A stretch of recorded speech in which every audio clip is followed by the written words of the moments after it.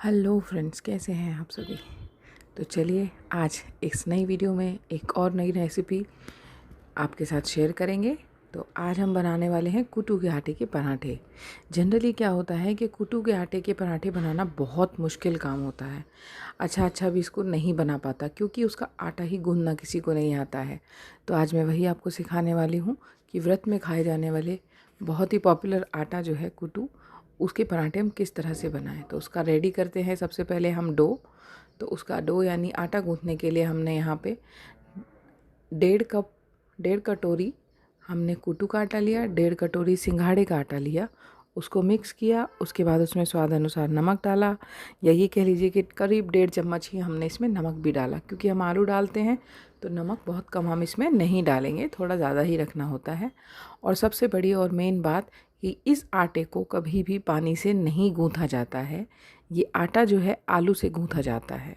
तो आपने देखा होगा कि मैंने यहाँ बॉयल आलू लिए हैं, करीब 1-1.25 किलो आलू मैंने यहाँ पे रखे थे बॉईल करके। तो उन्हीं आलूओं से मैं इसको मान रही हूँ, यानी गूँथ रही हूँ। तो बहुत ही मेहनत का काम है। और सबसे बड़ी एक और जो टिप्स है इसमें वो ये है कि आपको इसमें एक साथ सारे आलू नहीं डालने हैं। आपको जैसे हम पानी डालते हैं थोड़ा थोड़ा करके, उसी तरह इसमें आलू भी थोड़े थोड़े करके ही आपको इसमें डालने होंगे। अगर एक साथ आप आलू डाल देंगे तो यह आटा जो है बहुत जल्दी पतला होता है। और एक बात दोस्तों ज़रूर याद रखें कि कुटू का आटा जब भी हम गूंथते हैं हमें उसे थोड़ा टाइट रखना है, क्योंकि कुटू जो है वो पानी छोड़ता है। हम इसमें पानी नहीं डाल रहे हैं लेकिन फिर भी ये पानी छोड़ता है। तो इसीलिए हमें इसमें बिल्कुल भी इस बारीकी का ध्यान रखना है कि आटा जो है पतला नहीं होना चाहिए। इसीलिए आलू भी हिसाब से ही इसमें डाले जाते हैं। आपको आटे को टाइट रखना है, क्योंकि जैसे जैसे आटा बनेगा वैसे वैसे आटा पतला होता जाएगा।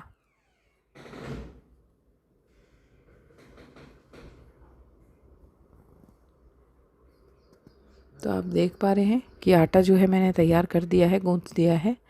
अब इस आटे को किस तरीके से हमें परात से सेपरेट करना है वो भी आप देख लीजिए। सूखा आटा हम लेंगे और सूखा आटा डाल के हम इस तरह से इसको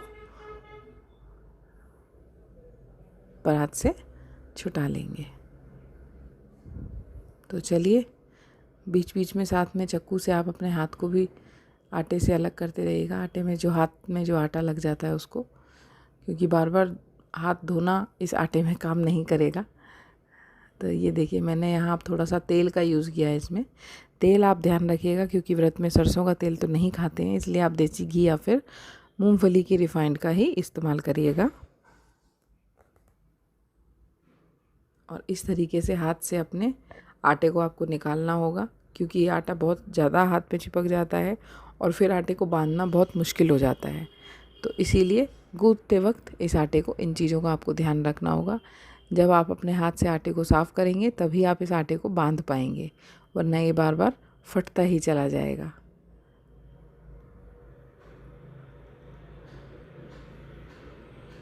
आपने अगर इस आटे को एक बार अच्छे से बनाना सीख लिया तो यकीन मानिए, जो लोग व्रत नहीं करते हैं ना, वो भी व्रत करना शुरू कर देते हैं।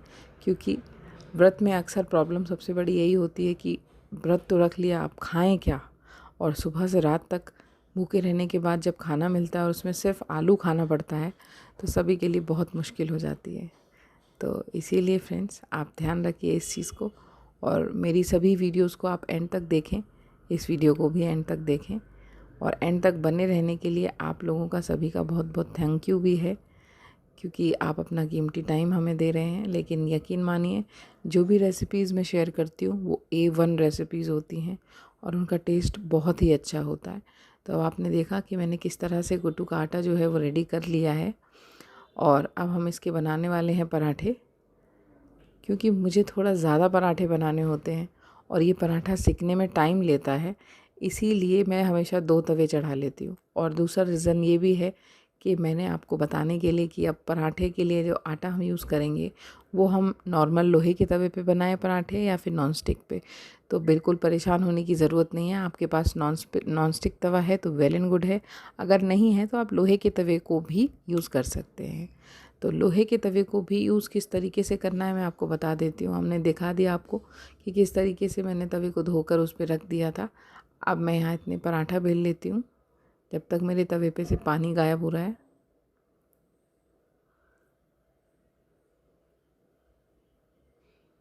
ये पराठा थोड़ा फटा फटा होता है, इसलिए इसके किनारे अक्सर फट जाते हैं।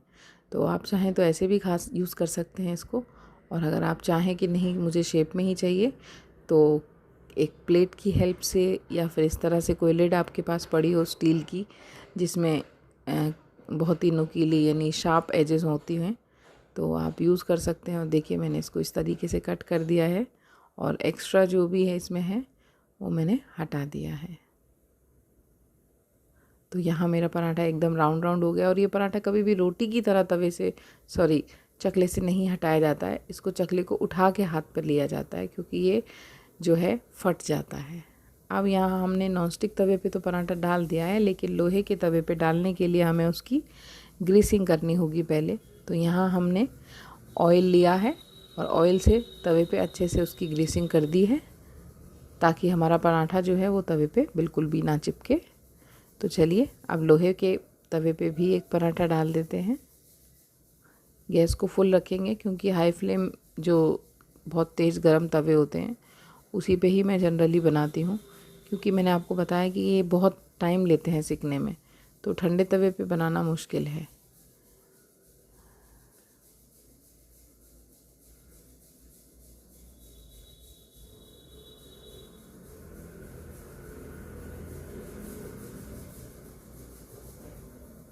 फिर से हमने अपना पराठा बेल के रेडी कर दिया है और ये हमने लोहे के तवे पे भी इसको डाल दिया है। हमारे पराठे जो हैं आप देख सकते हैं कितने अच्छे सिक रहे हैं, और कोई क्रैक नहीं है, कोई कुछ भी नहीं है पराठों में।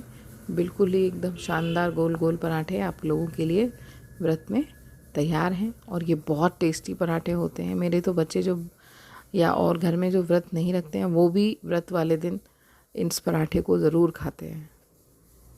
तो आप भी इसे ज़रूर ट्राई करिएगा, बहुत ही टेस्टी पराठे होते हैं ये। इसे आप चाहें तो दही, चटनी, रायता या सब्जी के साथ अच्छे से सर्व कर सकते हैं।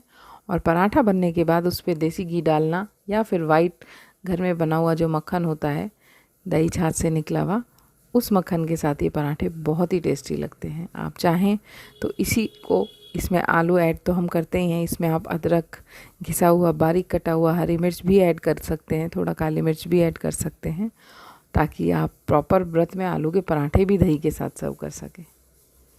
तो चलिए, आपने देखा हमने आज बहुत ही बेहतरीन और एक यूज़फुल रेसिपी आपके साथ शेयर करी है। हम यहाँ इसको आलू की सब्ज़ी और दही के साथ घी के साथ सर्व कर रहे हैं। आप जैसा चाहें आप वैसे सर्व करें। उम्मीद है आपको ये रेसिपी ज़रूर पसंद आई होगी। तो चैनल के साथ बने रहिए। चैनल को लाइक, सब्सक्राइब, कमेंट और शेयर करना बिल्कुल ना भूलिए। तो चलते हैं, मिलते हैं फिर नेक्स्ट वीडियो में। तब तक के लिए बाय बाय।